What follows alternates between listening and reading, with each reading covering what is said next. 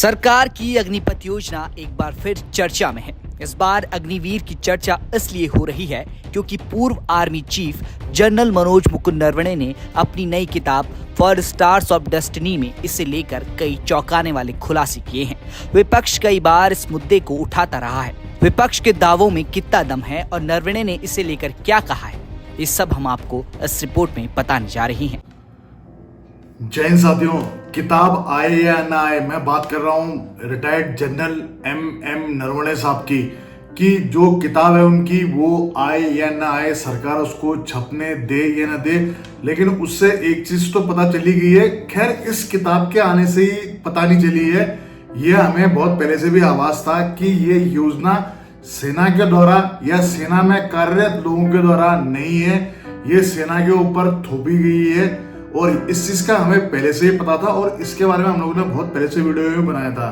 लेकिन अब अचानक इस किताब के आने से पूरा डाइवर्ट हो चुका है कि मनोज मुकुंद नरवणे साहब ने साफ कर दिया है कि अप्रैल में उनका रिटायरमेंट हुआ और जून में अग्निपथ योजना लागू की गई। हालांकि उससे पहले ड्राफ्ट बनता है, सारी चीजें प्रोसेस होती हैं, ये चीजें निकल के तभी बाहर आ जानी चाहिए थी, लेकिन आई नहीं। लेकिन देर आई, जब भी आई, लेकिन आई तो सही। एक चीज तो क्लियर हुई कि हाँ, अग्निपथ योजना सेना या सेना के में सेवारत लोगों के द्वारा बनाई हुई योजना नहीं थी। हालांकि जब इसका प्रेजेंटेशन किया गया, तीनों सेनाओं के लोग थे वहां पर, हमारे लेफ्टिनेंट जनरल अनिल पुरी साहब थे, वो प्रेजेंटेशन दे रहे थे कि सेनाओं के द्वारा दुनिया भर की उसमें खूबियां गिना रहे थे, तो वो हमें पता था कि ये पूरा एक स्क्रिप्टेड है। हालांकि अभी एक किताब आने के बाद में और पता चलेगा इसके बारे में कि क्या क्या इसके अंदर में और राज छुपे हैं। पूर्व आर्मी चीफ ने अपनी नई किताब में अग्निपथ योजना के शुरू होने की पूरी कहानी बताई है। जनरल नरवणे ने बताया कि उनके प्रमुख बनने के कुछ हफ्तों बाद ही पीएम मोदी के साथ उनकी एक बैठक हुई थी। अपनी किताब में नरवणे ने बताया कि अग्निपथ योजना के लिए कई मॉडलों पर विचार किया गया था। सेना का शुरुआती विचार ये था कि इस योजना के तहत भर्ती किए जाने वाले 75% कर्मचारियों को सेना में ही नौकरी करते रहना चाहिए, वहीं 25% कर्मचारियों को अपना कार्यकाल पूरा होने के बाद निकाल दिया जाना चाहिए। नरवणे के मुताबिक अग्निपथ योजना का ऐलान थल सेना के लिए हैरान करने वाली था, लेकिन नौसेना और वायुसेना के लिए तो ये सूचना एक झटके की तरह आई। शुरुआत में अग्निवीरों के लिए पहले साल की सैलरी 20,000 रुपए प्रति माह तय की गई थी। इसमें उन्हें अलग से कोई और भुगतान देने का प्रावधान नहीं था, लेकिन इसे स्वीकार करना नामुमकिन था। ये बिल्कुल स्वीकार करने लायक नहीं था। यहाँ हम एक प्रशिक्षित सैनिक की बात कर रहे थे, उससे उम्मीद की जाती है कि वो देश के लिए अपनी जान दे दे। साफ है कि सैनिकों की तुलना दिहाड़ी मजदूर से नहीं की जा सकती। हमारी मजबूत सिफारिशों के बाद उनकी सैलरी को बढ़ाकर 30,000 रुपए प्रति माह। लेकिन मेन बात है, इस अग्निपथ योजना का किसी को नुकसान हुआ है तो वो एयरफोर्स एनरोलमेंट और जिनका आर्मी में फिजिकल क्लियर था, मेडिकल क्लियर था, सिर्फ उनका रिटर्न एग्जाम बचा था, उन बच्चों के साथ में सबसे बड़ा अन्याय हुआ है।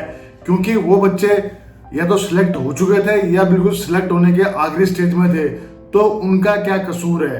तो उनकी जो ये योजना आपने लागू कर दी, लेकिन कम से कम जो भर्तियां प्रोसेस में थी उस दौर पे कम से कम उसको तो कंप्लीट कराना चाहिए था। उनके वो 3 साल कौन लौटाएगा, उनकी मेहनत कौन लौटाएगा, उनका परिश्रम जो सुबह 4 बजे उठ के दौड़ते थे और उसके माँ बाप के सपनों को कौन लौटाएगा, उनके दुख दर्द को कौन समझेगा? ये तो हमारी सरकार को समझना चाहिए।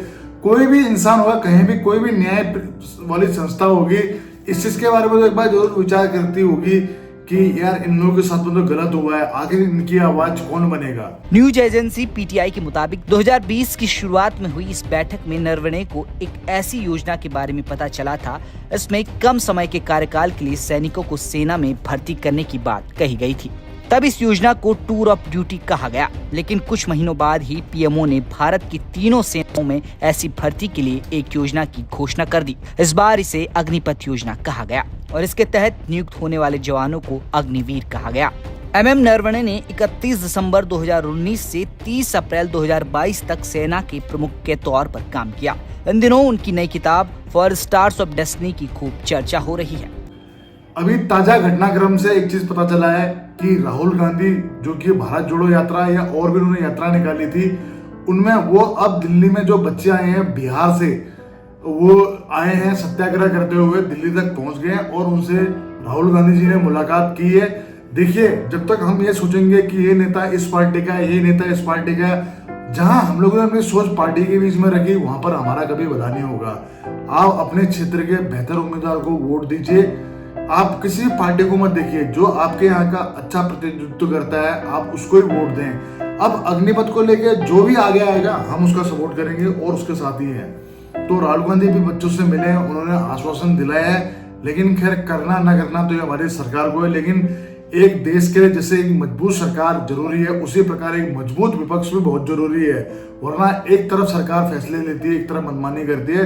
इसलिए एक देश में मजबूत सरकार के साथ में मजबूत विपक्ष होना भी जरूरी है।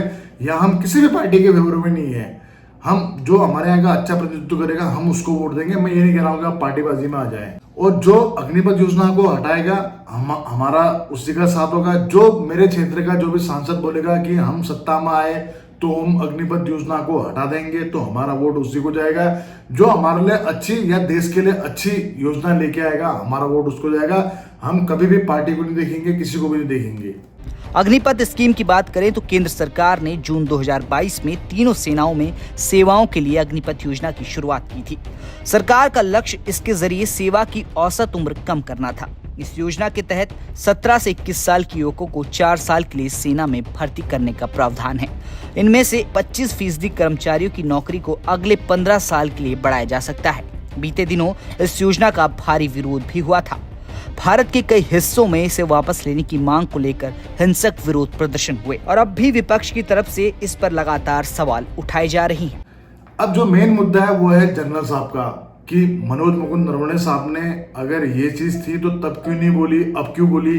दोस्तों देखो, जब भी बोली है बात तो आएगी, लेकिन हाँ तब बोल देते तो कई बच्चों का भला हो जाता, कई लोग उनको दुआएं देते। हालांकि शायद उनके मन में भी ये मंशा रही होगी कि मैं तीनों सेनाओं में सबसे सीनियर हूं। और वो कार्यवाहक सीडीएस भी थे। बिपिन रावत साहब का जब एक्सीडेंट हो गया था तो उसके बाद में वो कार्यवाहक सीडीएस भी थे, तो उनको पूरी उम्मीद थी कि उनको ही सीडीएस बनाया जाएगा। बस इसी सपने के और इसी सोच के कारण उनकी जो अंदर की फीलिंग्स तब बाहर नहीं आई, वो अब जाके बाहर आई है कहीं ना कहीं। अब इसके पीछे सच्चाई क्या है वो मनोज मुकुंद नरवणे साहब जाने, या आप लोग क्या सोचते हैं अपनी राय कमेंट्स में जरूर दें। जय हिंद, जय भारत। और जो अग्निपथ का मुद्दा है इसको हम रुकने नहीं देंगे, इसको कंटिन्यू आगे बढ़ाएंगे। ये बच्चों की आवाज है, मैं ही नहीं, आप लोग भी वीडियो बनाएं और सरकार तक जरूर पहुंचाएं और वीडियो को भी शेयर जरूर करें। जय हिंद, जय भारत।